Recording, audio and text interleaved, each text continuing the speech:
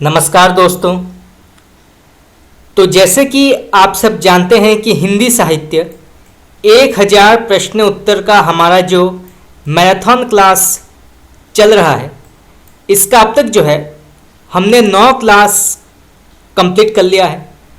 आज अंतिम क्लास है और आज भी हम हिंदी साहित्य के अत्यंत ही महत्वपूर्ण 100 प्रश्न उत्तर डिस्कस करेंगे जो विभिन्न प्रकार के प्रतियोगी परीक्षाओं में पूछा जा सकता है। और इससे पहले भी हमने आदिकाल से लेकर आधुनिक काल, हिंदी भाषा और हिंदी साहित्य के प्रमुख काल विभाजन और नामकरण से जुड़े प्रश्न उत्तर भी हम डिस्कस कर चुके हैं, तो आप जाके देख सकते हैं। ये प्रश्न टीजीटी, पीजीटी, नेट और भी बहुत सारे प्रतियोगी परीक्षाओं में पूछा जा सकता है। तो चलिए शुरू करते हैं। पहला सवाल, मल्लिका पात्र किस नाटक के अंतर्गत आती है? बहुत ही महत्वपूर्ण प्रश्न है। तो मल्लिका पात्र जो है ये किस नाटक के अंतर्गत आती है? तो इसका सही उत्तर होगा आपका आषाढ़ का एक दिन। तो आषाढ़ का एक दिन नाटक के अंतर्गत आती है मल्लिका। इसके अलावा दंतुल, कालिदास और भी बहुत सारे पात्र हैं आषाढ़ का एक दिन में। चलिए आगे बढ़ते हैं। समानांतर चलते हुए अपने दायरे, गलत होता पंचतंत्र तथा जाह्नवी में से राजी सेठ की कहानी कौन सी नहीं है? तो समानांतर चलते हुए अपने दायरे, गलत होता पंचतंत्र तथा जाह्नवी में से राजी सेठ की कहानी कौन सी नहीं है? तो इसका करेक्ट आंसर होगा आपका जाह्नवी। जाह्नवी जो है इसके लेखक राजी सेठ नहीं है। इसके अलावा समानांतर चलते हुए अपने दायरे और गलत होता पंचतंत्र, इसके लेखक हैं राजी सेठ। चलिए आगे बढ़ते हैं। आधा गांव उपन्यास में चित्रित गांव का नाम क्या है? ये प्रश्न कई बार पूछा गया है, तो आप इसको नोट कर सकते हैं। तो आधा गांव उपन्यास में चित्रित गांव का नाम क्या है? तो इसका सही उत्तर होगा आपका गंगोली। तो गंगोली गांव का नाम है आधा गांव में। और यहाँ से ये भी प्रश्न पूछा जा सकता है कि आधा गांव किस प्रकार के साहित्य रूप के अंतर्गत आती है? तो ये उपन्यास विधा के अंतर्गत आती है। और इसके अलावा जो आंचलिक उपन्यास हैं जैसे कि मैला अंचल, राग दरबारी, इनसे जुड़े भी प्रश्न पूछे जाते हैं कि इनके गांव का नाम क्या है। तो जैसे मैला अंचल में गांव का नाम है मेरीगंज और राग दरबारी उपन्यास में गांव का नाम है शिवपालगंज। तो इस प्रकार से जो है प्रश्न पूछा जाता है। चलिए आगे बढ़ते हैं। महिला पुलिस कर्मियों के जीवन पर आधारित उपन्यास का नाम क्या है? तो महिला पुलिस कर्मियों के जीवन पर आधारित उपन्यास का नाम क्या है? तो इसका सही उत्तर होगा आपका गुनाह बेगुनाह। चलिए आगे बढ़ते हैं। छप्पर के लेखक कौन है? ये प्रश्न भी कई बार पूछा गया है, तो आप इसको नोट कर सकते हैं। तो छप्पर के लेखक कौन है? तो इसका सही उत्तर होगा आपका जयप्रकाश करदम। चलिए आगे बढ़ते हैं। नेक्स्ट क्वेश्चन, नादान दोस्त, चोरी, कजाकी तथा दो सखियां में से शिशु संवेदना की कहानी कौन सी नहीं है? तो नादान दोस्त, चोरी, कजाकी तथा दो सखियां में से शिशु संवेदना की कहानी कौन सी नहीं है? तो इसका सही उत्तर होगा आपका दो सखियां। ये जो है शिशु संवेदना के अंतर्गत नहीं आती है। बाकी नादान दोस्त, चोरी और कजाकी जो है ये शिशु संवेदना के अंतर्गत कहानी मानी जाती है। चलिए आगे बढ़ते हैं। भुवनेश्वर प्रसाद की एकांकी का नाम क्या है? तो बहुत ही प्रसिद्ध उनका एक एकांकी है और वो है स्ट्राइक। तो आप इसको नोट कर लीजिए, कई बार पूछा गया है। सुमेलन प्रश्न में कई बार ही पूछा गया है कि भुवनेश्वर की एकांकी इनमें से कौन सी है? तो वो है, अगर उत्तर में स्ट्राइक या ऑप्शन में स्ट्राइक ऑप्शन आया है तो आप इसको नोट कर सकते हैं या इसको टिक कर सकते हैं। चलिए आगे बढ़ते हैं। भारतेंदु बाबू हरिश्चंद्र का जीवन चरित्र ग्रंथ के रचनाकार कौन है? तो भारतेंदु बाबू हरिश्चंद्र का जीवन चरित ग्रंथ के रचनाकार का नाम क्या है? तो इसका सही उत्तर होगा आपका राधा कृष्ण दास। चलिए आगे बढ़ते हैं। विभक्ति विचार नामक पुस्तक के रचना किसने की है? तो विभक्ति विचार नामक पुस्तक की रचना किसने की है? तो इसका सही उत्तर होगा आपका गोविंद नारायण। तो गोविंद नारायण ने की है इसकी रचना। तो आप इसको नोट कर सकते हैं, परीक्षा में ये पूछा जा सकता है। चलिए आगे बढ़ते हैं। जादुई यथार्थवाद या जिसको अंग्रेजी में मैजिकल रियलिज्म कहते हैं, तो इसका सबसे पहला प्रयोग किसने किया था? तो जादुई यथार्थवाद का सबसे पहले प्रयोग किसने किया था, या इस शब्द का प्रयोग किसने किया था? तो इसका सही उत्तर होगा आपका फ्रेंच रोह। तो फ्रेंच रोह ने किया था मैजिकल रियलिज्म शब्द का सबसे पहला प्रयोग। चलिए आगे बढ़ते हैं। Joseph Addison, Lukacs, Ralph Fox तथा कॉर्वेल में से मार्क्सवादी विचारक कौन नहीं है? तो Joseph Addison, Lukacs, Ralph Fox तथा कॉर्वेल में से मार्क्सवादी विचारक कौन नहीं है? तो इसका सही उत्तर होगा आपका जोसेफ एडिसन। ये मार्क्सवादी विचारक के अंतर्गत नहीं आते हैं। बाकी लुकाच, राल्फ फॉक्स और कॉर्वेल ये मार्क्सवादी विचारक माने जाते हैं। चलिए आगे बढ़ते हैं।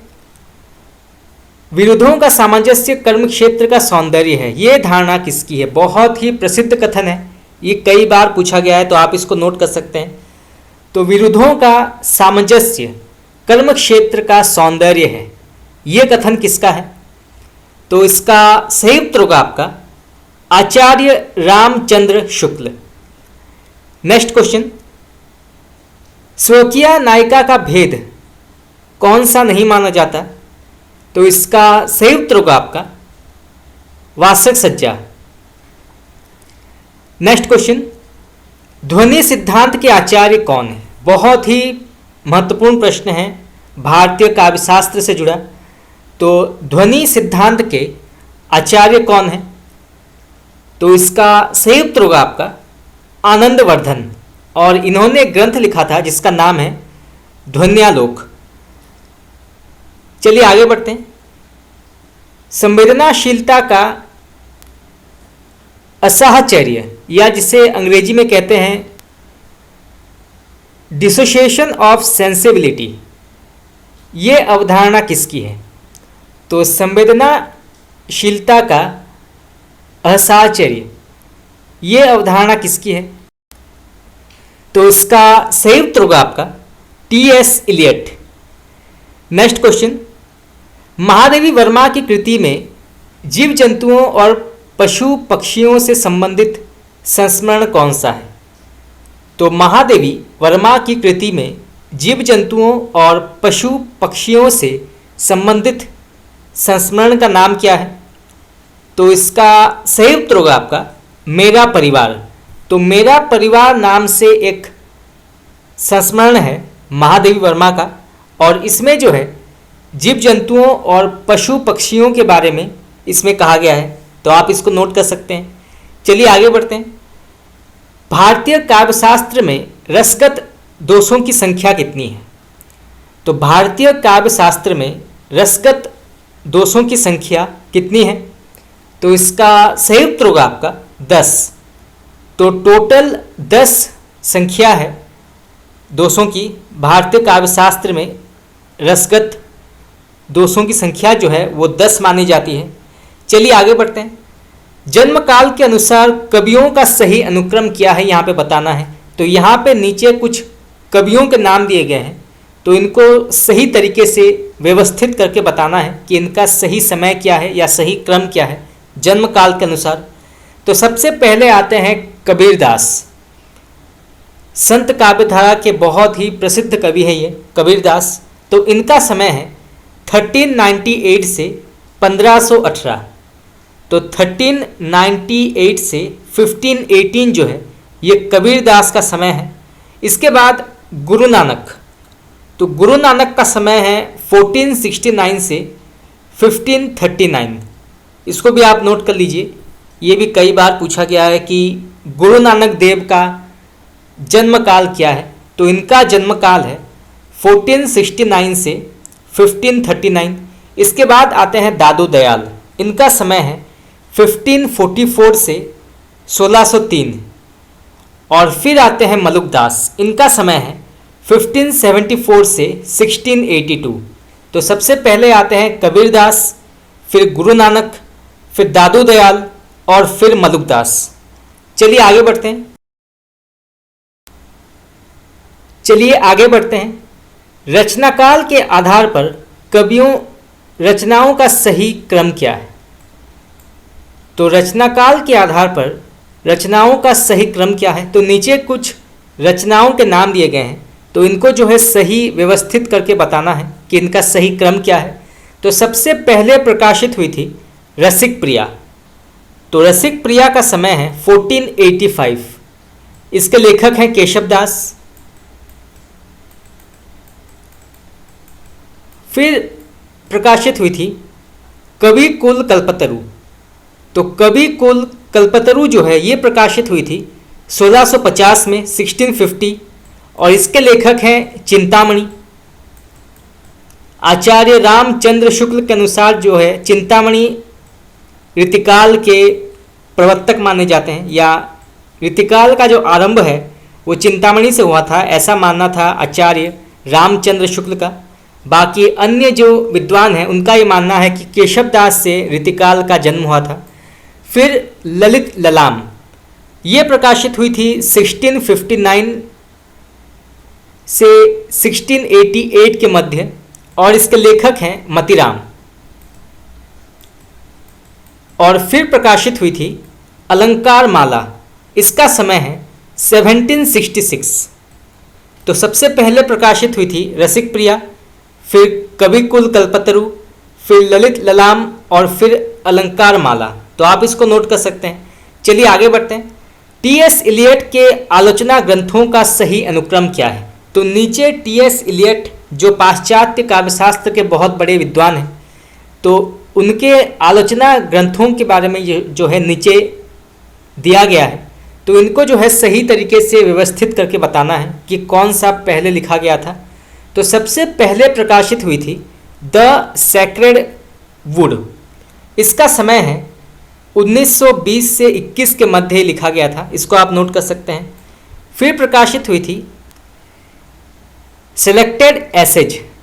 तो सेलेक्टेड एसेज जो है ये प्रकाशित हुई थी 1917 से 1932 के मध्य में।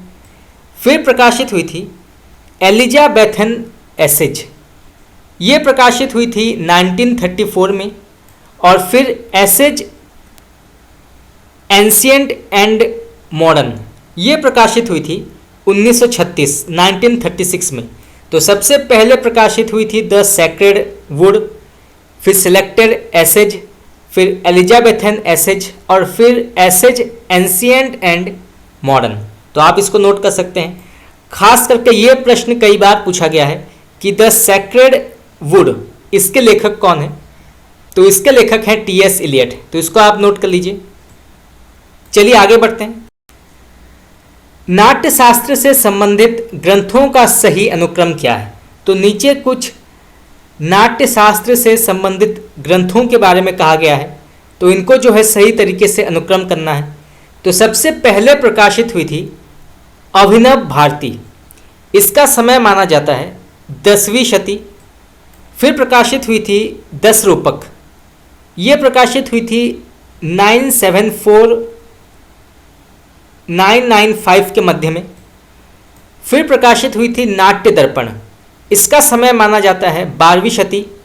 और फिर भाव प्रकाशन, इसका समय माना जाता है 13वीं शती। तो सबसे पहले प्रकाशित हुई थी अभिनव भारती, फिर 10 रूपक, फिर नाट्य दर्पण और फिर भाव प्रकाशन। तो आप इसको नोट कर सकते हैं। चलिए आगे बढ़ते हैं। ग्रंथों का सही कालानुक्रम क्या है। तो नीचे जो है कुछ ग्रंथों के नाम दिए गए हैं, बताना है कि इनका सही क्रम क्या है। सबसे पहले कौन सी रचना जो है या कौन सा ग्रंथ प्रकाशित हुई थी।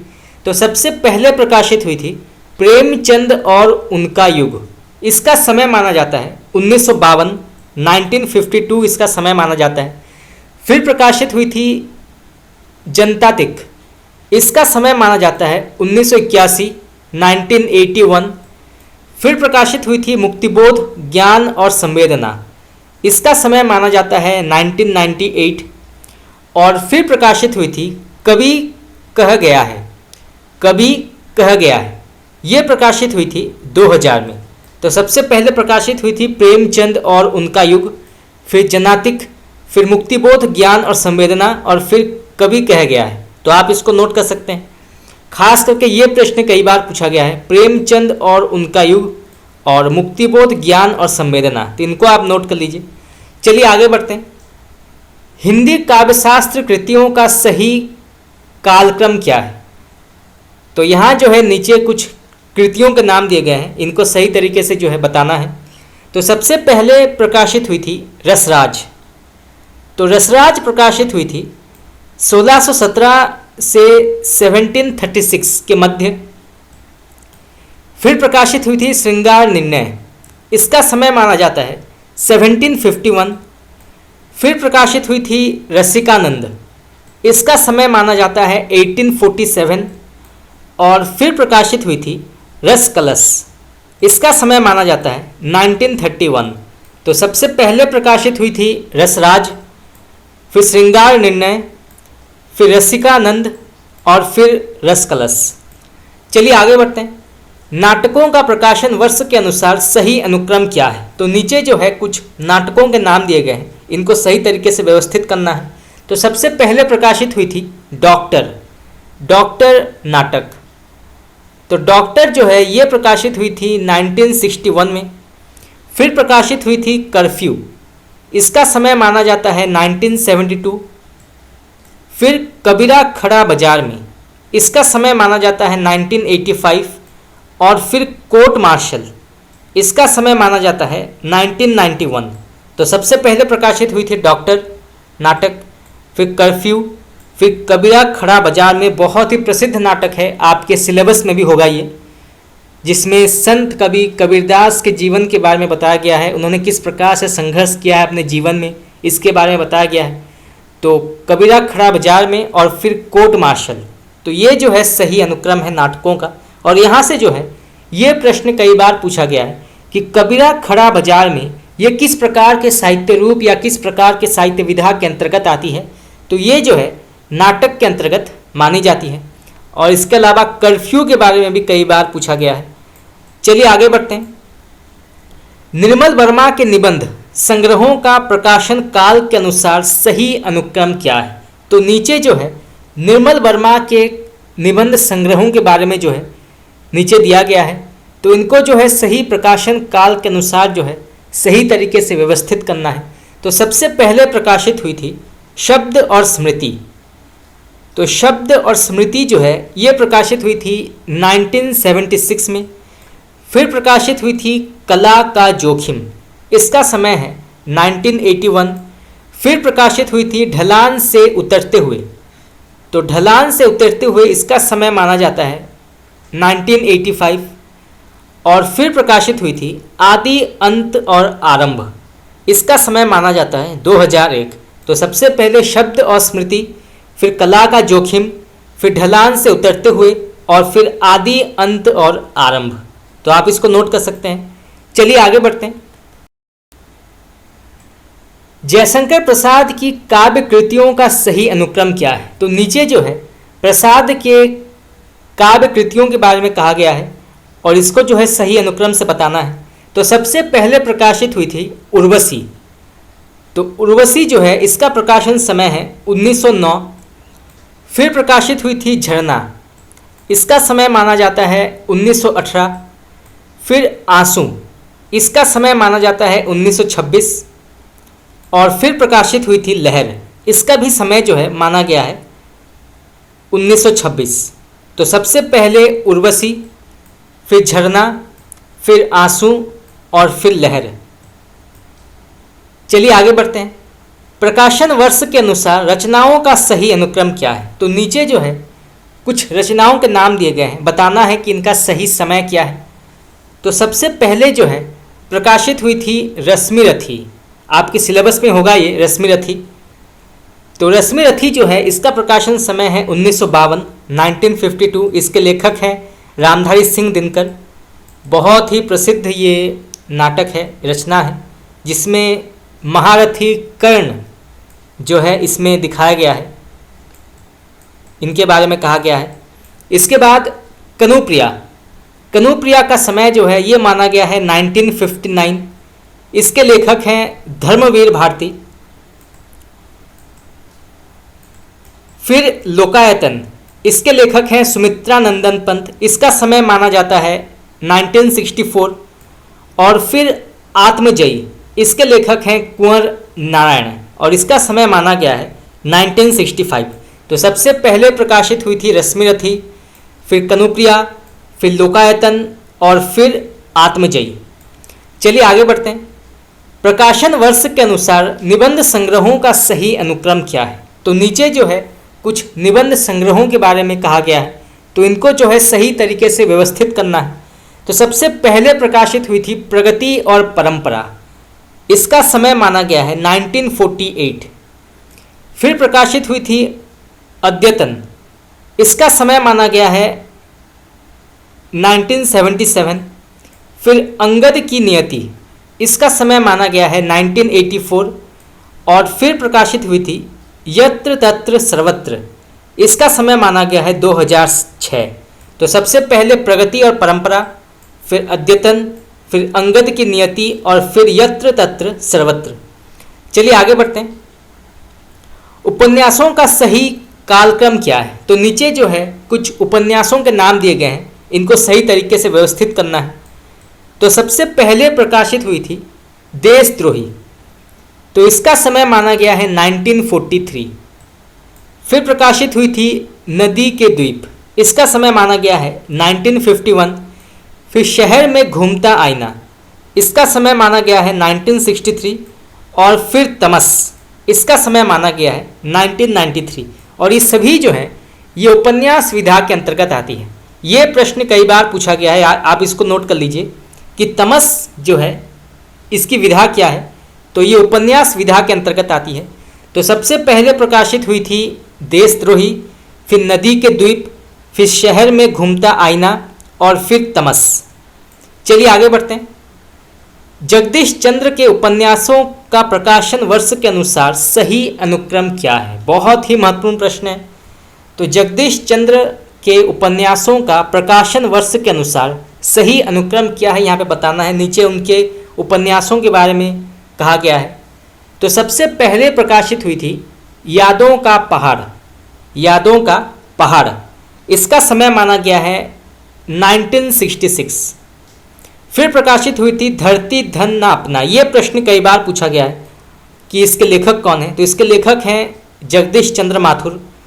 तो इसका समय माना गया है 1972। फिर प्रकाशित हुई थी मुट्ठी भर कांकर, इसका समय माना गया है 1982। और फिर प्रकाशित हुई थी नरक कुंड में वास, इसका समय माना गया है 1999। तो सबसे पहले यादों का पहाड़, फिर धरती धन ना अपना, फिर मुट्ठी भर कांकर और फिर नरक कुंड में वास। चलिए आगे बढ़ते हैं। प्रकाशन वर्ष के अनुसार ऐतिहासिक उपन्यासों का सही अनुक्रम क्या है? तो नीचे जो है कुछ ऐतिहासिक उपन्यासों के बारे में नीचे उनके नाम दिए गए हैं, तो इनको जो है सही तरीके से व्यवस्थित करना है। तो सबसे पहले प्रकाशित हुई थी मृगयनी। तो मृगयनी का समय माना जाता है 1950, ये ऐतिहासिक उपन्यास है। इसके बाद एकदा नैमिषारण्य, ये प्रकाशित हुई थी 1972 में। फिर प्रकाशित हुई थी अनाम दास का पोथा, इसका समय माना जाता है 1976। और फिर प्रकाशित हुई थी अभिज्ञान, इसका समय माना जाता है 1981। तो सबसे पहले मृगयनी, फिर एकदा नैमिषारण्य, फिर अनाम दास का पोथा और फिर अभिज्ञान। चलिए आगे बढ़ते हैं। सही सुमेलित कीजिए। तो नीचे जो है सूची नंबर 1 में ग्रंथों के नाम दिए गए हैं और सूची नंबर 2 में लेखकों के नाम। तो इनको जो है सही तरीके से सुमेलन करना है। तो सबसे पहले ग्रंथ का नाम है सर्वंगी। तो इसके लेखक माने जाते हैं रज्जब। इसके बाद ज्ञानबोध, इसके लेखक माने जाते हैं मलुकदास। फिर प्रेम प्रकाश, इसके लेखक माने जाते हैं धरणीदास। और फिर शब्द सागर, इसके लेखक माने जाते हैं बुला साहब। तो सर्वंगी के लेखक हैं रज्जब, यहाँ पे सवंगी होगा, ठीक है। फिर ज्ञानबोध के लेखक हैं मलुकदास। फिर प्रेम प्रकाश के लेखक हैं धरणीदास। और फिर शब्द सागर, इसके लेखक हैं बुला साहब। चलिए आगे बढ़ते हैं। यहाँ पे भी आपको मिलान करना है सूची 1 को सूची 2 के साथ। सूची 1 में रचनाकारों के नाम है और सूची नंबर 2 में रचनाओं के नाम। तो कौन सी रचना जो है किस रचनाकार के अंतर्गत आती है ये बताना है। तो सबसे पहले आता है रस सारांश। इसके लेखक कौन है? रस सारांश। तो इसके लेखक हैं भूषण कवि। इसके बाद इश्कलता। रस सारांश के लेखक हैं भिखारी दास, यहाँ पे भिखारी दास होगा। तो रस सारांश के लेखक हैं भिखारी दास। इसके बाद इश्कलता, इसके लेखक हैं घनानंद। इसके लेखक माने जाते हैं इश्कलता के। फिर रस रत्नाकर, इसके लेखक कौन है? रस रत्नाकर। फिर रस रत्नाकर, इसके लेखक हैं सुरति मिश्र। और फिर रसराज, ये बहुत ही प्रसिद्ध रचना है। तो इसके लेखक हैं मतिराम। तो सबसे पहले रस सारांश, इसके लेखक हैं भिखारी दास। फिर इश्कलता, इसके लेखक हैं घनानंद। इसके बाद रस रत्नाकर, इसके लेखक हैं सुरति मिश्र। और फिर रसराज, इसके लेखक हैं मतिराम। चलिए आगे बढ़ते हैं। यहाँ पे भी आपको मिलान करना है सूची 1 को सूची 2 के साथ। तो सूची 1 में रचनाओं के नाम है और सूची 2 में लेखकों के नाम। तो इनको जो है सही तरीके से जो है मिलान करना है। तो सबसे पहले प्रकाशित हुई थी सुरासुर निर्णय। तो सुरासुर निर्णय के लेखक कौन है? तो इसके लेखक हैं मुंशी सदासुख लाल। इसके बाद भाषा योग वशिष्ठ, इसके लेखक कौन है? तो भाषा योग वशिष्ठ के लेखक हैं राम प्रसाद निरंजनी।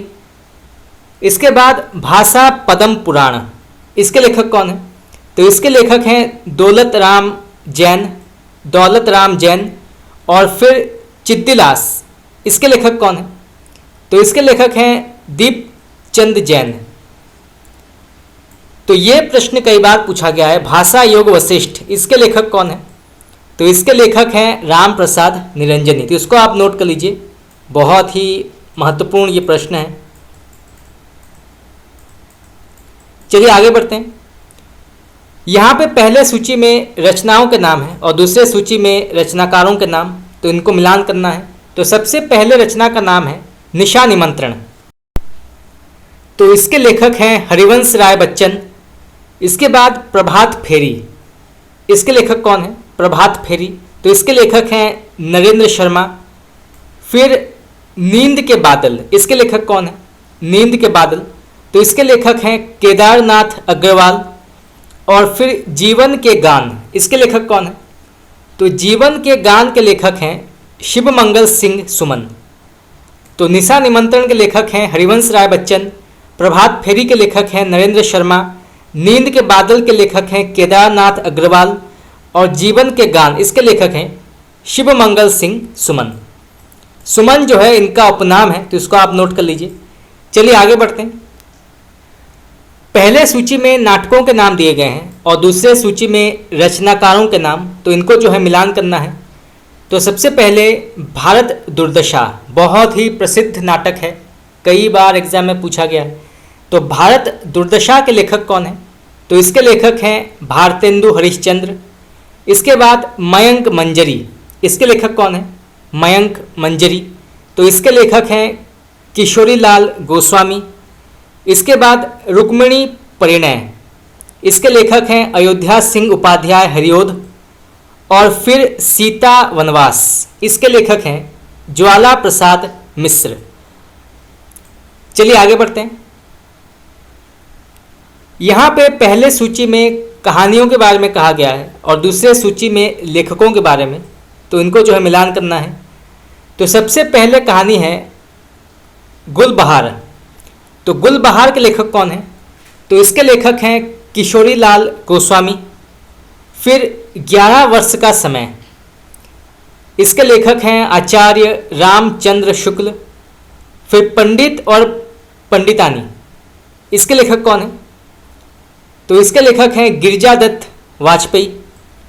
और फिर कुंभ के छोटी बहू, तो कुंभ में छोटी बहू, इसके लेखक कौन हैं? तो इसके लेखक हैं बंग महिला। तो ये प्रश्न कई बार पूछा गया है, आप इसको नोट कर लीजिए। 11 वर्ष का समय और पंडित और पंडितानी, ये दोनों प्रश्न कई बार पूछे गए हैं। चलिए आगे बढ़ते हैं। यहाँ पे पहले सूची में निबंध संग्रहों के बारे में दिया गया है और दूसरे सूची में लेखकों के बारे में। तो कौन सा निबंध संग्रह किस लेखक के अंतर्गत आता है, ये बताना है। तो सबसे पहले आता है साहित्य और श्रेय और प्रेम। तो साहित्य का श्रेय और प्रेम, इसके लेखक कौन है? तो इसके लेखक हैं जैनेन्द्र कुमार। फिर आलोक पर्व, इसके लेखक कौन है? आलोक पर्व बहुत ही प्रसिद्ध निबंध संग्रह है। तो इसके लेखक हैं आचार्य हजारी प्रसाद द्विवेदी। फिर रेती के फूल, इसके लेखक हैं रामधारी सिंह दिनकर। और फिर आस्था और सौंदर्य, ये प्रश्न भी कई बार पूछा गया है, आस्था और सौंदर्य। तो इसके लेखक हैं डॉक्टर रामविलास शर्मा। तो साहित्य का श्रेय और प्रेम के लेखक हैं जैनेन्द्र। आलोक पर्व के लेखक हैं आचार्य हजारी प्रसाद द्विवेदी। रेती के फूल के लेखक हैं दिनकर। और आस्था और सौंदर्य के लेखक हैं रामविलास शर्मा। चलिए आगे बढ़ते हैं। यहाँ पे नीचे पाश्चात्य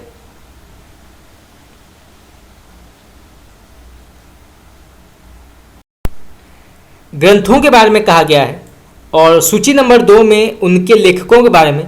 तो कौन सा पाश्चात्य ग्रंथ किस लेखक के अंतर्गत आता है, ये बताना है। तो सबसे पहले आता है लिरिकल बैलेड्स, बहुत ही प्रसिद्ध ग्रंथ है ये पाश्चात्य काव्यशास्त्र का। कई बार ये पूछा गया है कि लिरिकल बैलेड्स के लेखक कौन है। तो इसके लेखक हैं वर्ड्सवर्थ, जो स्वच्छंदतावाद के अंतर्गत आते हैं। ये प्रश्न भी कई बार पूछा गया है कि स्वच्छंदतावाद के अंतर्गत कौन से पाश्चात्य कवि आते हैं। तो अगर ऑप्शन में वर्ड्सवर्थ का नाम है तो आप इसको टिक कर सकते हैं। इसके बाद बायोग्राफिया लिटरेरिया, इसके लेखक कौन है? बायोग्राफिया लिटरेरिया, तो इसके लेखक हैं कॉलरिज। फिर एस्थेटिक, तो एस्थेटिक के लेखक हैं क्रोचे। और फिर द फाउंडेशन ऑफ एस्थेटिक्स, इसके लेखक कौन है? द फाउंडेशन ऑफ एस्थेटिक, तो इसके लेखक हैं रिचर्ड्स। तो लिरिकल बैलेड्स के लेखक हैं वर्ड्सवर्थ। बायोग्राफिया लिटरेरिया के लेखक हैं कॉलरिज। एस्थेटिक के लेखक हैं क्रोचे। और द फाउंडेशन ऑफ एस्थेटिक्स, इसके लेखक हैं रिचर्ड्स। चलिए आगे बढ़ते हैं। यहाँ पे भी आपको मिलान करना है सूची 1 को सूची 2 के साथ। सूची 1 में कृतियों के नाम है और सूची 2 में लेखकों के नाम, तो इनको जो है सही तरीके से व्यवस्थित बताना है। तो सबसे पहले नया साहित्य नया प्रश्न, ये प्रश्न कई बार पूछा गया है। तो नया साहित्य नया प्रश्न, इसके लेखक कौन है? तो इसके लेखक हैं आचार्य नंद दुलारे वाजपेयी। फिर रस सिद्धांत, तो रस सिद्धांत के लेखक हैं डॉक्टर नगेंद्र। इसके अलावा एक और ग्रंथ है जिसका नाम है रस मीमांसा, इसको भी आप नोट कर लीजिए, रस मीमांसा। इसके लेखक कौन है? तो इसके लेखक हैं आचार्य रामचंद्र शुक्ल।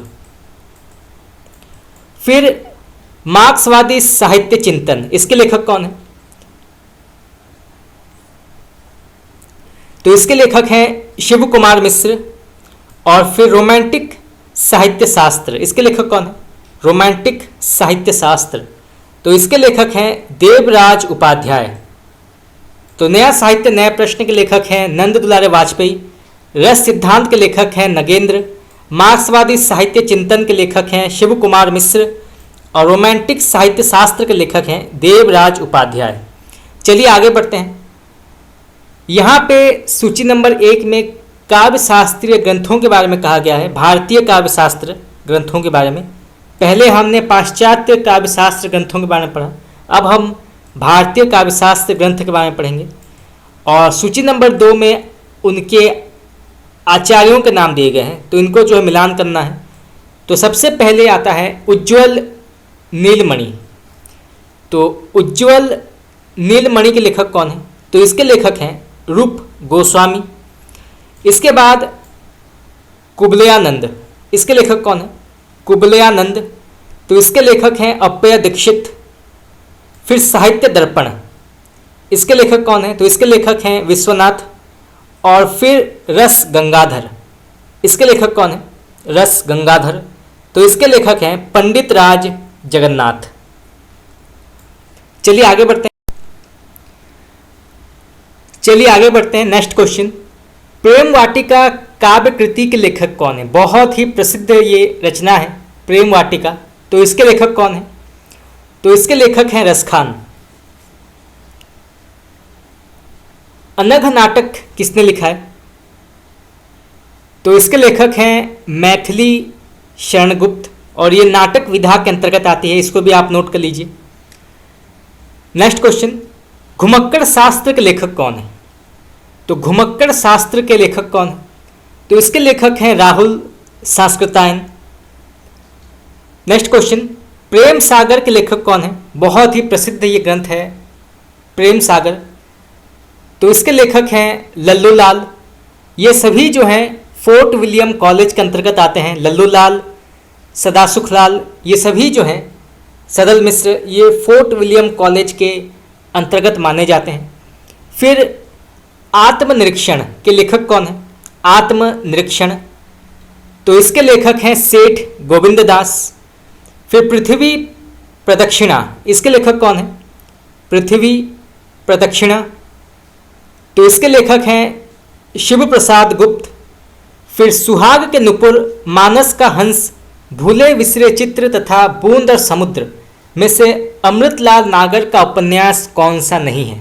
तो प्रश्न पूछा गया है कि सुहाग के नुपुर, मानस का हंस, भूले बिसरे चित्र तथा बूंद और समुद्र में से अमृतलाल नागर का उपन्यास कौन सा नहीं है? तो इसका सही उत्तर होगा आपका भूले बिसरे चित्र। इसके लेखक अमृतलाल नागर नहीं है। बाकी सुहाग के नुपुर, मानस का हंस, बूंद और समुद्र, इसके लेखक हैं अमृतलाल नागर। और ये सभी जो हैं ये उपन्यास विधा के अंतर्गत आते हैं, यहाँ तक कि भूले बिसरे चित्र। तो यहाँ पे प्रश्न ये भी पूछा जा सकता है कि भूले बिसरे चित्र, इसके लेखक कौन है? तो इसके लेखक हैं भगवती चरण वर्मा। चलिए आगे बढ़ते हैं। नेक्स्ट क्वेश्चन, एक दूनी एक, मादा कैक्टस, सेतुबंध तथा कैद ए हयात में से सुरेंद्र वर्मा का नाटक कौन सा नहीं है? तो एक दूनी एक, मादा कैक्टस, सेतुबंध में से जो है सुरेंद्र वर्मा का नाटक कौन सा नहीं है? तो इसका सही उत्तर होगा आपका मादा कैक्टस। इसके लेखक सुरेंद्र वर्मा नहीं है। तो इसके वास्तविक लेखक कौन है? तो इसके असल लेखक हैं, तो इसके लेखक हैं लक्ष्मी नारायण लाल। और ये सभी जो हैं नाटक विधा के अंतर्गत आती है। चलिए आगे बढ़ते हैं। सिंह सेनापति, जय अवधेय, देवोदास तथा व्यतीत में से राहुल सांस्कृतायन का उपन्यास कौन सा नहीं है? तो इनमें से राहुल सांस्कृतायन का उपन्यास कौन सा नहीं है? तो इसका सही उत्तर होगा आपका व्यतीत। बाकी सिंह सेनापति, जय अवधेय और देवोदास, इसके लेखक हैं राहुल सांस्कृतायन। और ये सभी जो हैं उपन्यास विधा के अंतर्गत आती है। तो यहाँ से जो है 2 प्रकार के प्रश्न पूछे जा सकते हैं। चलिए आगे बढ़ते हैं। ओ, ए, क तथा त में से कंठोष्ठीय ध्वनि का उच्चारण कौन सा है? तो इनमें से जो है कंठ ओष्ठीय ध्वनि कौन सा माना जाता है? तो इसका सही उत्तर होगा आपका ओ। चलिए आगे बढ़ते हैं। बांगरू, बघेली, ब्रजभाषा तथा भोजपुरी में से अर्धमागधी अपभ्रंश से विकसित बोली कौन सी मानी जाती है? बहुत ही महत्वपूर्ण प्रश्न है। तो बांगरू, बघेली, ब्रजभाषा तथा भोजपुरी में से अर्धमागधी अपभ्रंश से विकसित बोली कौन सी है? तो इसका सही उत्तर होगा आपका बघेली। बघेली जो है, बघेली के अलावा अवधी और छत्तीसगढ़ी ये भी जो है अर्धमागधी अपभ्रंश के अंतर्गत आते हैं, परंतु बांगरू जो है ये सौरसेनी, ब्रजभाषा भी सौरसेनी और भोजपुरी जो है ये मागधी अपभ्रंश के अंतर्गत आती है। तो बघेली जो है ये अर्धमागधी और भोजपुरी जो है ये मागधी अपभ्रंश के अंतर्गत आती है। तो इसको आप नोट कर सकते हैं, परीक्षा में पूछा जा सकता है। और यहाँ से ये भी प्रश्न पूछा जाता है कि ये सभी अपभ्रंश जो है इसमें कौन से हिंदी का विकास हुआ है? तो जैसे अर्धमागधी से जो है पूर्वी हिंदी का विकास हुआ है, सौरसेनी से पश्चिमी हिंदी, और मागधी से जो है बिहारी हिंदी, इसके अलावा खस से पहाड़ी हिंदी का विकास हुआ है। तो इस प्रकार से जो है प्रश्न पूछा जाता है। चलिए आगे बढ़ते हैं। नीचे जो है पंक्ति दी गई है, बताना है कि इसके सही लेखक कौन है। तो पहले पंक्ति पढ़ते हैं। ज्ञान दूर क्रिया भिन्न है, इच्छा क्यों पूरी हो मन की, एक दूसरे से न मिल सके यह विडंबना है जीवन की। तो इसके लेखक कौन है? बहुत ही प्रसिद्ध ये पंक्ति है। तो ज्ञान दूर क्रिया भिन्न है, इच्छा क्यों पूरी हो मन की, एक दूसरे से न मिल सके यह विडंबना है जीवन की। तो इसके लेखक कौन है? तो इसका सही उत्तर होगा आपका जयशंकर प्रसाद। नेक्स्ट क्वेश्चन, पश्चिमी हिंदी के दो बोलियों का सही युग्म कौन सा है? तो कौन सा जो है पश्चिमी हिंदी के अंतर्गत आता है? तो पश्चिमी हिंदी के अंतर्गत आते हैं खड़ी बोली और बुंदेली। खड़ी बोली और बुंदेली जो है ये पश्चिमी हिंदी के अंतर्गत आते हैं। चलिए आगे बढ़ते हैं।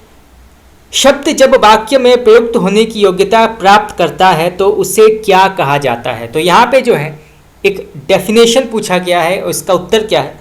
तो शब्द जब वाक्य में प्रयुक्त होने की योग्यता प्राप्त करता है तो उसे क्या कहा जाता है? यानी कि जो शब्द है, एक शब्द जो होता है जब वो वाक्य में प्रयोग होने की योग्यता प्राप्त कर लेता है तो उस क्रिया को क्या कहते हैं या उसे क्या कहते हैं? तो इसका सही उत्तर होगा आपका पद, उसको पद कहते हैं। चलिए आगे बढ़ते हैं। भाषा काव्य संग्रह कृति के लेखक कौन है? तो भाषा काव्य संग्रह के लेखक कौन है? ये प्रश्न भी कई बार पूछा गया है। तो इसका सही उत्तर होगा आपका महेश दत्त शुक्ल, इसके लेखक हैं। नेक्स्ट क्वेश्चन, वल्लभाचार्य का वेदांत सूत्र पर लिखा प्रसिद्ध ग्रंथ का नाम क्या है? बहुत ही महत्वपूर्ण प्रश्न है। तो वल्लभाचार्य का वेदांत सूत्र पर लिखा प्रसिद्ध ग्रंथ का नाम क्या है? तो इसका सही उत्तर होगा आपका अणुभाष्य। नेक्स्ट क्वेश्चन, यहाँ पे नीचे एक पंक्ति दी गई है, बताना है कि इसके सही लेखक कौन है। पानी परात को हाथ छुयो नहीं, नैनन के जल सो पग धोए, इसके लेखक कौन है?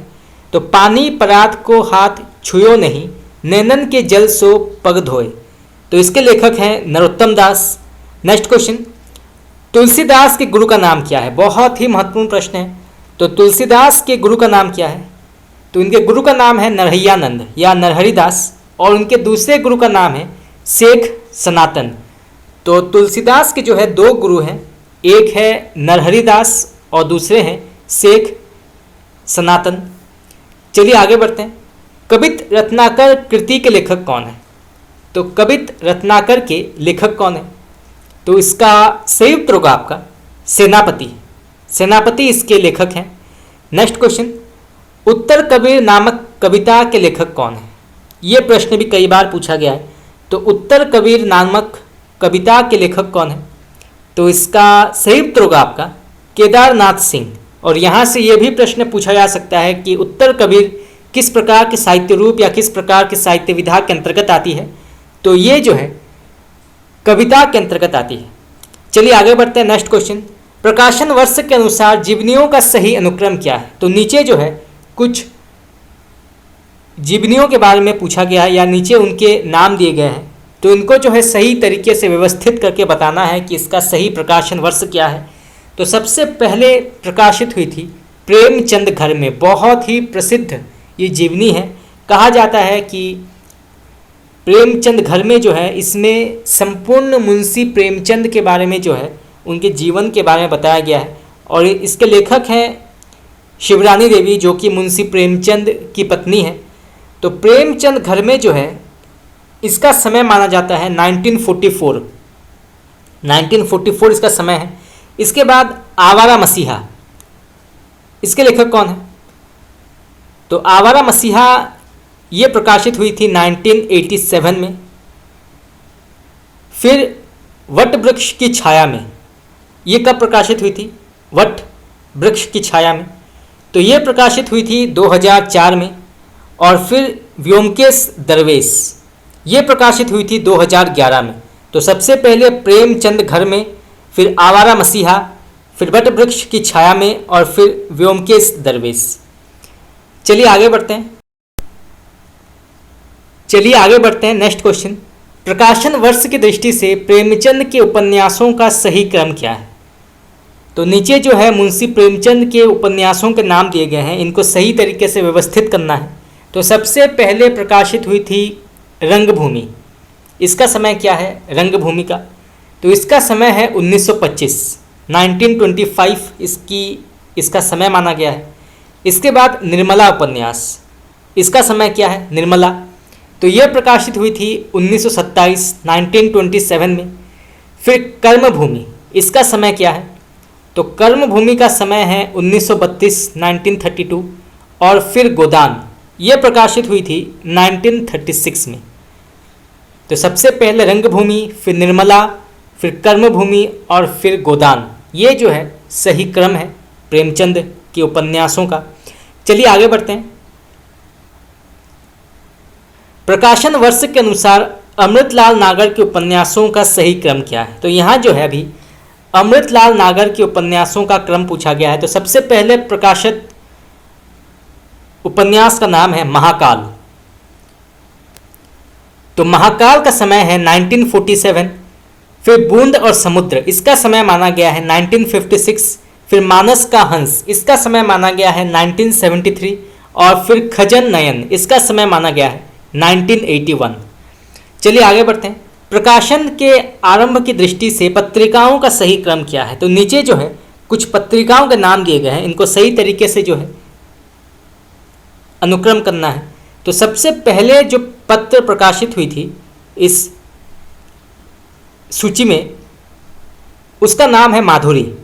तो माधुरी प्रकाशित हुई थी 1921 में। फिर विशाल भारत, इसका समय क्या है? तो यह प्रकाशित हुई थी 1928 में। फिर जागरण, ये प्रकाशित हुई थी 1932 में। और फिर साहित्य संदेश, ये प्रकाशित हुई थी 1937 में। तो पहले माधुरी, फिर विशाल भारत, फिर जागरण और फिर साहित्य संदेश।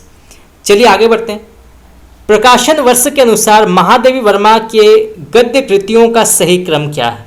तो नीचे जो है महादेवी वर्मा के कुछ गद्य के बारे में नीचे दिया गया है, उनके नाम दिए गए हैं। तो इनको जो है सही तरीके से व्यवस्थित करना है। तो सबसे पहले प्रकाशित हुई थी अतीत के चलचित्र। तो अतीत के चलचित्र जो है इसका समय माना गया है 1941। फिर प्रकाशित हुई थी श्रृंखला की कड़ियाँ। बहुत ही प्रसिद्ध ये कृति है, कई बार एग्जाम में पूछा गया है। श्रृंखला की कड़ियाँ, इसके लेखक कौन है? मिलान के प्रश्न में कई बार पूछा गया है, जहाँ पे सम्मिलित करना होता है। तो कई बार ऑप्शन में ये दिया गया है कि श्रृंखला की कड़ियाँ, इसके लेखक कौन है? तो इसके लेखक हैं महादेवी वर्मा। इसका समय माना गया है 1942। फिर स्मृति की रेखाएं, इसका समय क्या है? तो इसका समय माना गया है 1943। और फिर पथ के साथी, इसका समय माना गया है 1956। नेक्स्ट क्वेश्चन, प्रकाशन वर्ष के अनुसार अज्ञ के निबंध संग्रहों का सही क्रम क्या है? अज्ञ का जो पूरा नाम है इसको आप नोट कर लीजिए, ये भी कई बार पूछा गया है कि अज्ञ का पूरा नाम क्या है। तो इनका पूरा नाम है सच्चिदानंद हीरानंद वात्स्यायन। तो सबसे पहले जो निबंध संग्रह प्रकाशित हुई थी वो है आत्मनिपद। तो आत्मनेपथ का समय है 1960 1960। फिर लिखी कागज कोरे, तो लिखी कागज कोरे ये समय जो है इसका समय माना गया है 1972। फिर अद्यतन हम पहले पढ़ चुके हैं अद्यतन, तो अद्यतन का समय माना गया है 1977।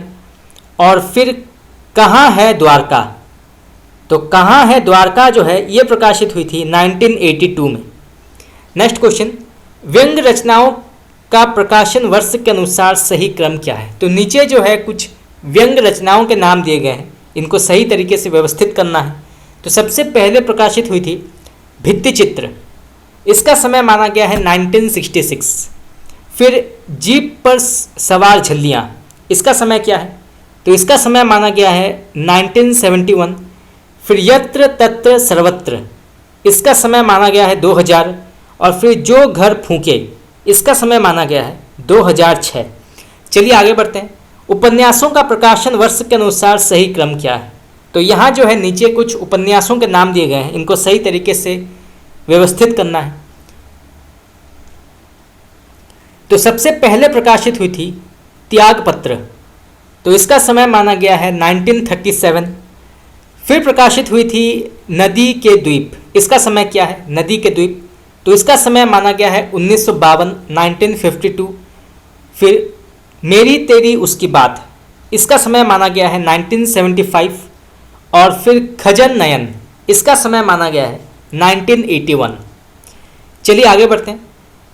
जन्मकाल के अनुसार कवियों का सही अनुक्रम क्या है। तो नीचे जो है कुछ कवियों के नाम दिए गए हैं जो कि ऋतुकाल के अंतर्गत आते हैं, तो इनको जो है सही तरीके से व्यवस्थित करना है कि पहले कौन से कवि आते हैं उसके बाद कौन से आते हैं। तो सबसे पहले जो कवि आते हैं वो है बिहारी, ये जो है जन्म काल के अनुसार बताया गया है, ना कि रीतिबद्ध रीतिसिद्ध और रीतिमुक्त के अनुसार। तो पहले जन्म काल के अनुसार जो कवि आते हैं वो हैं बिहारी। फिर आते हैं चिंतामणि, फिर भूषण और फिर मतिराम। तो बिहारी जो हैं ये रीतिसिद्ध काव्यधारा के अंतर्गत आते हैं और चिंतामणि, भूषण और मतिराम जो हैं ये रीतिबद्ध के अंतर्गत आते हैं। चलिए आगे बढ़ते हैं। भगवती चरण वर्मा के उपन्यासों का प्रकाशन वर्ष के अनुसार सही अनुक्रम क्या है। तो नीचे जो है भगवती चरण वर्मा के उपन्यासों के नाम दिए गए हैं, तो इनको सही प्रकाशन वर्ष के अनुसार अनुक्रम करना है। तो सबसे पहले जो उपन्यास प्रकाशित हुई थी उसका नाम है टेढ़े मेढ़े रास्ते, इसका समय माना गया है 1946। उसके बाद प्रकाशित हुई थी भूले बिसरे चित्र, इसका समय माना गया है 1959। फिर प्रकाशित हुई थी सामर्थ्य और सीमा, इसका समय माना गया है 1962। और फिर प्रकाशित हुई थी सीधी सच्ची बात, इसका समय माना गया है 1968। तो आप इसको नोट कर सकते हैं। खास करके ये जो उपन्यासों के नाम हैं इनको आप नोट कर लीजिए, इनसे जुड़े प्रश्न कई बार पूछा जाता है। जैसे भूले बिसरे चित्र और टेढ़े मेढ़े रास्ते, ये बहुत ही प्रसिद्ध भगवती चरण वर्मा के उपन्यासों के नाम हैं जो कई बार पूछे गए हैं। जैसे भूले बिसरे चित्र के लेखक कौन है या टेढ़े मेढ़े रास्ते के लेखक कौन है, तो इनको आप नोट कर लीजिए। चलिए आगे बढ़ते हैं। तो यहाँ पे जो है सही सुमेलित करना है। तो पहले सूची में जो है रचनाकारों का नाम है और दूसरे सूची में आत्मकथाओं का नाम। तो सबसे पहले जो लेखक आते हैं, सबसे पहला आत्मकथा पढ़ते हैं। तो आत्मकथा सबसे पहले आता है मेरा जीवन, इसके लेखक कौन है, मेरा जीवन। तो इसके लेखक हैं शिव पूजन सहाय और ये जो है आत्मकथा के अंतर्गत आती है, तो इसको भी आप नोट कर सकते हैं। इसके बाद आता है 60 वर्ष एक रेखांकन, तो इसके लेखक कौन है, तो 60 वर्ष एक रेखांकन, इसके लेखक हैं सुमित्रा नंदन पंत। इसके बाद 10 द्वार से सोपान तक, इसके लेखक कौन है, तो इसके लेखक हैं हरिवंश राय बच्चन। और फिर अपनी खबर, इसके लेखक कौन है, तो इसके लेखक हैं पांडे बेचन शर्मा उग्र। और ये सभी जो हैं ये आत्मकथा के अंतर्गत आते हैं। यहाँ से ये भी प्रश्न पूछा जा सकता है कि 60 वर्ष एक रेखांकन या 10 द्वार से सोपान तक ये किस विधा के अंतर्गत आती है, तो ये जो है आत्मकथा के अंतर्गत मानी जाती है। चलिए आगे बढ़ते हैं, नेक्स्ट क्वेश्चन। चलिए आगे बढ़ते हैं। यहाँ पे पहले सूची में आलोचकों के नाम हैं और दूसरे सूची में ग्रंथों के नाम। तो कौन सा ग्रंथ किस आलोचक के अंतर्गत आता है ये बताना है। तो सबसे पहला ग्रंथ है हिंदी साहित्य 20वीं शताब्दी। तो हिंदी साहित्य 20वीं शताब्दी, इसके लेखक कौन हैं? तो इसके लेखक हैं आचार्य नंद दुलारे वाजपेयी। फिर नई कविता के प्रतिमान, ये बहुत ही प्रसिद्ध ग्रंथ है। तो नई कविता के प्रतिमान के लेखक हैं लक्ष्मीकांत वर्मा। और इससे मिलता जुलता एक और प्रश्न है, कविता के नए प्रतिमान, कविता के नए प्रतिमान, बहुत ही मिलता जुलता प्रश्न है। तो इसके लेखक कौन माने गए हैं? तो इसके लेखक हैं डॉक्टर नामवर सिंह। इसको भी आप नोट कर लीजिए, परीक्षा में पूछा जा सकता है कि कविता के नए प्रतिमान के लेखक कौन है। तो इसके लेखक हैं नामवर सिंह। चलिए आगे बढ़ते हैं। निराला, इसके लेखक कौन है? या निराला की साहित्य साधना, निराला की साहित्य साधना, इसके लेखक कौन है? तो इसके लेखक हैं डॉक्टर रामविलास शर्मा। और फिर जायसी, इसके लेखक हैं विजयदेव नारायण शाही। चलिए आगे बढ़ते हैं। यहाँ पे पहले सूची में संस्मरणात्मक रेखाचित्र के बारे में कहा गया है और दूसरे सूची में लेखकों के बारे में कहा गया है। तो इनको जो है सही तरीके से व्यवस्थित करना है। तो सबसे पहले जो रचना है उसका नाम है चेतना के बिंब। इसके लेखक कौन है? चेतना के बिंब। तो इसके लेखक हैं डॉक्टर नगेंद्र। रेखाएं बोल उठी, इसके लेखक कौन है? रेखाएं बोल उठी। तो इसके लेखक हैं देवेंद्र सत्यार्थी। फिर जिंदगी मुस्काई, इसके लेखक कौन है? जिंदगी मुस्काई। तो इसके लेखक हैं कन्हैया लाल मिश्र प्रभाकर। प्रभाकर इनका उपनाम है, तो इसको आप नोट कर लीजिए, कन्हैया लाल मिश्र प्रभाकर। और फिर सिंहावलोकन, इसके लेखक कौन है? तो इसके लेखक हैं यशपाल। चलिए आगे बढ़ते हैं। यहाँ पे पहले सूची में कहानीकारों के नाम दिए गए हैं और दूसरे सूची में कहानियों के नाम। तो कौन से कहानी के लेखक कौन है ये बताना है। तो सबसे पहले कहानी का नाम है दो बांके। तो दो बांके के लेखक कौन है? तो इसके लेखक हैं भगवती चरण वर्मा। फिर दिवाली और होली, इसके लेखक कौन है? दिवाली और होली। तो इसके लेखक हैं इलाचंद जोशी। फिर मकरिल, इसके लेखक कौन है? मकरिल। तो इसके लेखक हैं यशपाल। और फिर पिंजरा, इसके लेखक हैं उपेंद्र नाथ अस्क। और ये सभी जो हैं ये कहानी विधा के अंतर्गत आती है। अगर ये प्रश्न पूछा जाता है कि दिवाली और होली या मकरिल ये किस विधा के अंतर्गत आती है, तो ये कहानी के अंतर्गत मानी जाती है। चलिए आगे बढ़ते हैं। यहाँ पे नीचे कुछ उपन्यासकारों के नाम दिए गए हैं और सूची नंबर 2 में उपन्यासों के नाम। तो इनको जो है सही तरीके से व्यवस्थित करना है। तो सबसे पहले उपन्यास का नाम है निस्सहाय हिंदू। इसके लेखक कौन है? निस्सहाय हिंदू। तो इसके लेखक हैं राधा कृष्ण दास। इसके बाद तारा। तो तारा उपन्यास के लेखक कौन है? तो इसके लेखक हैं किशोरीलाल गोस्वामी। फिर चंद्रकांता, बहुत ही प्रसिद्ध उपन्यास है, आपने अवश्य पढ़ा होगा चंद्रकांता। तो इसके लेखक कौन है? तो इसके लेखक हैं देवकी नंदन खत्री। ऐसा माना जाता है कि चंद्रकांता पढ़ने के लिए जो लोग हिंदी नहीं जानते थे उन्होंने भी हिंदी सीखी थी, हिंदी भाषा सीखी थी चंद्रकांता पढ़ने के लिए। तो बहुत ही प्रसिद्ध उपन्यास है देवकी नंदन खत्री का। और फिर भाग्यवती, इसके लेखक कौन है? तो इसके लेखक हैं श्रद्धाराम फिल्लोरी। चलिए आगे बढ़ते हैं। यहाँ पे भी आपको मिलान करना है सूची 1 को सूची 2 के साथ। तो सूची 1 में जो है नाटककारों के नाम है और सूची नंबर 2 में नाटकों के नाम। तो सबसे पहले अंधेर नगरी, बहुत ही प्रसिद्ध, ये आप सब जानते हैं अंधेर नगरी नाटक। अंधेर नगरी, चौपट राजा, टकेसेर भाजी, टकेसेर खाजा। तो इसके लेखक कौन हैं? तो इसके लेखक हैं भारतेंदु हरिश्चंद्र। फिर अमर सिंह राठौर, इसके लेखक कौन हैं? तो इसके लेखक हैं राधा चरण गोस्वामी। फिर संगीत शाकुंतल, इसके लेखक कौन है? तो इसके लेखक हैं प्रताप नारायण मिश्र। और फिर नल दमयंती, इसके लेखक कौन है? तो इसके लेखक हैं बालकृष्ण भट्ट।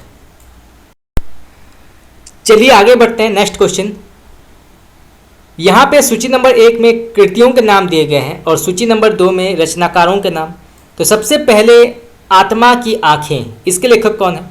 आत्मा की आँखें, तो इसके लेखक हैं रामधारी सिंह दिनकर। फिर काठ का सपना, इसके लेखक कौन है? काठ का सपना, तो इसके लेखक हैं गजानन माधव मुक्तिबोध। फिर समय और हम, इसके लेखक कौन है? समय और हम, तो इसके लेखक हैं जनेंद्र कुमार। और फिर मिलन यामिनी, ये बहुत ही प्रसिद्ध कृति है, कई बार एग्जाम में पूछा गया है। तो मिलन यामिनी के लेखक हैं हरिवंश राय बच्चन। खास करके ये प्रश्न कई बार पूछा गया है, काठ का सपना और मिलन यामिनी, तो इनको आप नोट कर लीजिए। चलिए आगे बढ़ते हैं। सुमित्रा नंदन पंत के काव्य संग्रहों को उनके प्रकाशन वर्ष के अनुसार सुमेलन करना है। तो नीचे जो है सूची नंबर 1 में सुमित्रा नंदन पंत के काव्य संग्रह के बारे में पूछा गया है और सूची नंबर 2 में उनके प्रकाशन वर्ष के बारे में। तो सबसे पहले प्रकाशित हुई थी पल्लव, तो पल्लव इसका समय माना गया है 1926। फिर प्रकाशित हुई थी वीणा, तो वीणा जो है इसका समय है 1927। फिर गुंजन का समय माना गया है 1932। और फिर स्वर्ण किरण, इसका समय माना गया है 1947। चलिए आगे बढ़ते हैं। यहाँ पे पहले सूची में पत्रिकाओं के बारे में कहा गया है और दूसरे सूची में उनके प्रकाशन स्थान के बारे में। तो ये भी बहुत ही महत्वपूर्ण प्रश्न है, आप इसको नोट कर सकते हैं। तो सबसे पहले पत्रिका का नाम है आनंद कादम्बिनी, इसका प्रकाशन स्थान कहाँ था? आनंद कादम्बिनी, तो इसका प्रकाशन वर्ष या इसका जो प्रकाशन स्थान है वो है मिर्ज़ापुर। फिर ब्राह्मण पत्रिका का प्रकाशन स्थान क्या है? तो इसका है कानपुर। फिर हिंदी प्रदीप, इसका प्रकाशन स्थान माना गया है प्रयाग। और फिर उचित वक्ता, इसका प्रकाशन स्थान माना गया है कलकत्ता। चलिए आगे बढ़ते हैं। यहाँ पे पहले सूची में निबंधकारों के नाम दिए गए हैं और दूसरे सूची में निबंध संग्रहों के बारे में, तो इनको जो है मिलान करना है। तो सबसे पहले आता है कछुआ धर्म, इसके लेखक कौन है? कछुआ धर्म, तो इसके लेखक हैं चंद्रधर शर्मा गुलेरी इनका उपनाम है, तो आप इसको नोट कर सकते हैं। फिर पृथ्वीपुत्र, इसके लेखक कौन है? पृथ्वीपुत्र, तो इसके लेखक हैं वासुदेव शरण अग्रवाल। फिर वंदे वाणी विनायको, इसके लेखक कौन है? वंदे वाणी विनायको, तो इसके लेखक हैं राम वृक्ष बेनीपुरी। और फिर मराल, इसके लेखक कौन है? मराल, तो इसके लेखक हैं कुबेरनाथ राय। खास करके ये प्रश्न कई बार पूछा गया है, तो इसको आप नोट कर लीजिए। कछुआ धर्म, तो कछुआ धर्म के लेखक हैं चंद्रधर शर्मा गुलेरी। चलिए आगे बढ़ते हैं। नेक्स्ट क्वेश्चन,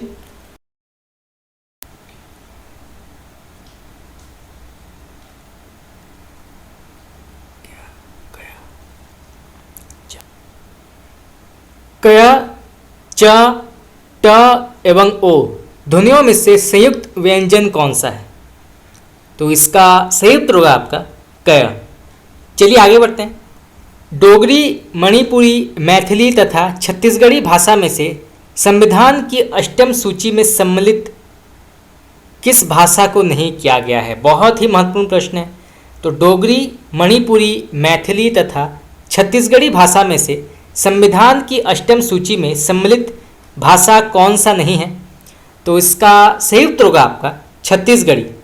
छत्तीसगढ़ी जो है ये संविधान के 8वीं अनुसूची में शामिल नहीं है। चलिए आगे बढ़ते हैं।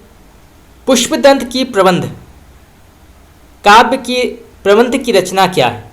तो पुष्पदंत की प्रबंध रचना का नाम क्या है? तो इसका संयुक्त होगा आपका अणय कुमार चरियू। चलिए आगे बढ़ते हैं। मुसलमान अनुयायी कबीरदास को किसका शिष्य मानते हैं? बहुत ही महत्वपूर्ण प्रश्न है, आप इसको नोट कर सकते हैं। तो मुसलमान अनुयायी जो हैं ये कबीरदास को किसका शिष्य मानते हैं? तो इसका सही उत्तर होगा आपका शेख तक्की।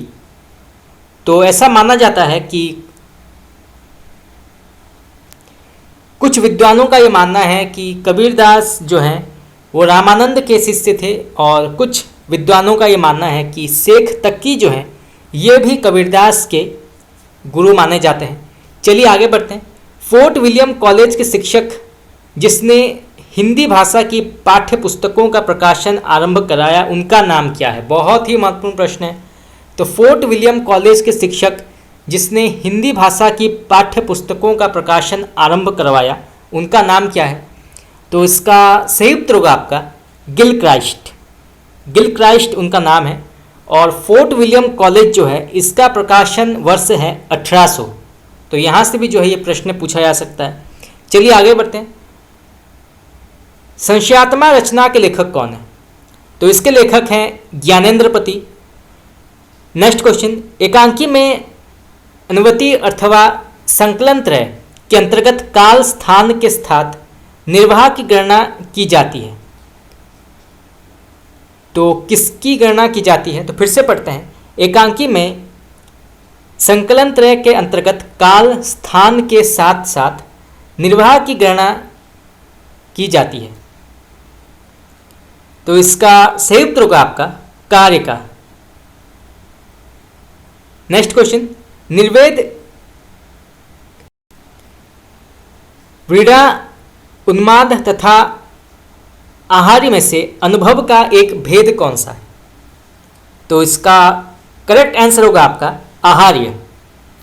नेक्स्ट क्वेश्चन, शब्द में जहां मूल अर्थ नहीं बल्कि उसका व्यंग्यार्थ अभिप्रेत होता है वहां शब्द शक्ति कौन सी होती है? बहुत ही महत्वपूर्ण प्रश्न है। तो जैसे कि हम सब जानते हैं कि 3 प्रकार की शब्द शक्ति है, अमिधा, लक्षणा और व्यंजना। तो यहाँ पे जो है एक परिभाषा पूछा गया है कि शब्द में जहाँ मूल अर्थ नहीं बल्कि उसका व्यंग्यार्थ अभिप्रेत होता है वहाँ कौन सा शब्द शक्ति होती है? तो इसका सही उत्तर होगा आपका व्यंजना। तो यहाँ पे जो है क्वेश्चन में ही आंसर दे दिया गया है। जैसे यहाँ पे आप देख सकते हैं कि यहाँ पे एक शब्द दिया गया है व्यंग्यार्थ, बल्कि उसका व्यंग्यार्थ। तो व्यंग्यार्थ से जो है व्यंजना पता लगाया जा सकता है। चलिए आगे बढ़ते हैं। जयशंकर प्रसाद कृत उर्वशी रचना किस प्रकार का काव्य माना जाता है? ये प्रश्न भी कई बार पूछा गया है। तो जयशंकर प्रसाद कृत उर्वशी जो है ये किस प्रकार का काव्य है? तो इसका करेक्ट आंसर होगा आपका चंपू काव्य। नेक्स्ट क्वेश्चन, दंडी, भामह, वामन तथा आनंदवर्धन में से काव्य दोष की परिभाषा सबसे पहले किसने थी? बहुत ही महत्वपूर्ण प्रश्न है। तो इसका सही उत्तर होगा आपका वामन। तो काव्य दोष की परिभाषा जो है सबसे पहले दी थी वामन ने। नेक्स्ट क्वेश्चन, पाय महावर दैन को नाइन बैठी आए, फिरी फिरी जानी महावरी एड़ी मिड़ती जाए, काव्य पंक्ति में किस अलंकार का प्रयोग हुआ है? तो इसका सही उत्तर होगा आपका भ्रांतिमान। नेक्स्ट क्वेश्चन, यथार्थवाद और छायावाद निबंध के रचयिता कौन है? बहुत ही महत्वपूर्ण प्रश्न है, कई बार ये पूछा गया है। तो यथार्थवाद और छायावाद निबंध के रचयिता कौन है? तो इसका करेक्ट आंसर होगा आपका जयशंकर प्रसाद, और ये जो है निबंध विधा के अंतर्गत आती है। चलिए आगे बढ़ते हैं। मिला तेज से तेज रचना के किस विधा के अंतर्गत आती है? तो मिला तेज से तेज रचना जो है ये किस साहित्य विधा के अंतर्गत आती है? तो ये जीवनी के अंतर्गत आती है। और यहाँ से ये भी प्रश्न पूछा जा सकता है कि मिला तेज से तेज ये किसकी रचना है? तो ये सुभद्रा कुमारी चौहान की रचना मानी जाती है। चलिए आगे बढ़ते हैं। छायावाद का पतन पुस्तक के लेखक कौन है? तो छायावाद का पतन पुस्तक के लेखक कौन है? तो इसका सही उत्तर होगा आपका देवराज।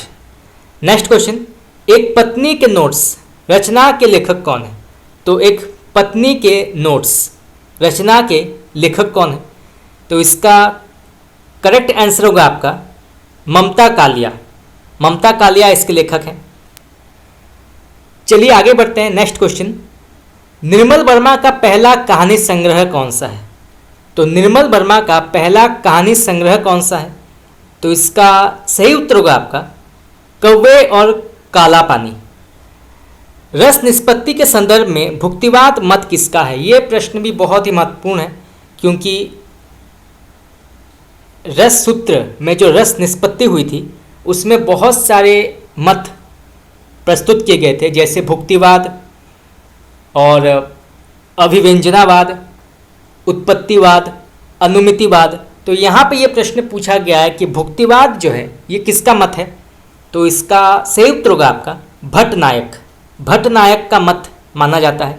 नेक्स्ट क्वेश्चन, कायिक, वाचिक, आहार्य एवं सात्विक में से स्वरभंग अनुभाव कौन सा है? तो इसका सही उत्तर होगा आपका सात्विक।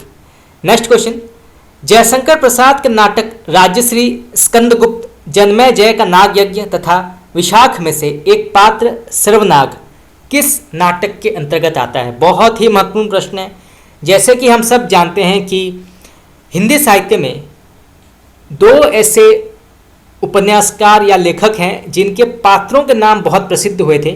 पहले आते हैं मुंशी प्रेमचंद और दूसरे आते हैं जयशंकर प्रसाद। इनके पात्रों के नाम बहुत प्रसिद्ध हुए थे, जैसे होरी, धनिया, गोबर, जालपा, रमानाथ, सूरदास। इसके अलावा और भी बहुत सारे पात्र हैं मुंशी प्रेमचंद के। इसके साथ साथ जो है जयशंकर प्रसाद के जो नाटक हैं बहुत प्रसिद्ध हुए थे, उनके नाटक के जो पात्र हैं जैसे स्कंदगुप्त, चंद्रगुप्त, ध्रुव स्वामिनी, सकराज, अजातशत्रु और भी बहुत सारे जो पात्र हैं, चाणक्य। तो यहाँ से जो है कई बार पात्रों से जुड़े प्रश्न पूछे जाते हैं, तो इसे जानना आवश्यक है। तो यहाँ पे जो प्रश्न पूछा गया है कि सर्वनाग ये किस नाटक के अंतर्गत आता है? तो इसका सही उत्तर होगा आपका स्कंदगुप्त। स्कंदगुप्त नाटक का पात्र है। इसके अलावा देवसेना और भी बहुत सारे पात्र हैं, भट्टार्क। तो यहाँ से जो है प्रश्न पूछा जाता है। तो फ्रेंड्स, इसी के साथ जो है हमारा 1000 प्रश्न उत्तर का जो मैराथन क्लास था यहाँ पे समाप्त हुआ। हमने 1000 प्रश्न उत्तर समाप्त कर लिए, हमने कंप्लीट कर लिया है। और भी बहुत सारे प्रश्न हैं, 100 से 150 प्रश्न और हैं, तो उनको हम कल करेंगे। परंतु हमारा जो सीरीज़ है 1000 प्रश्न उत्तर का यहाँ पे आज कंप्लीट हुआ। तो आज के लिए इतना ही। अगर आप लोगों को अच्छा लगा क्लास तो आप मुझे बता सकते हैं कमेंट में, कमेंट करके बता सकते हैं। तो आज के लिए इतना ही। आपका बहुत बहुत धन्यवाद।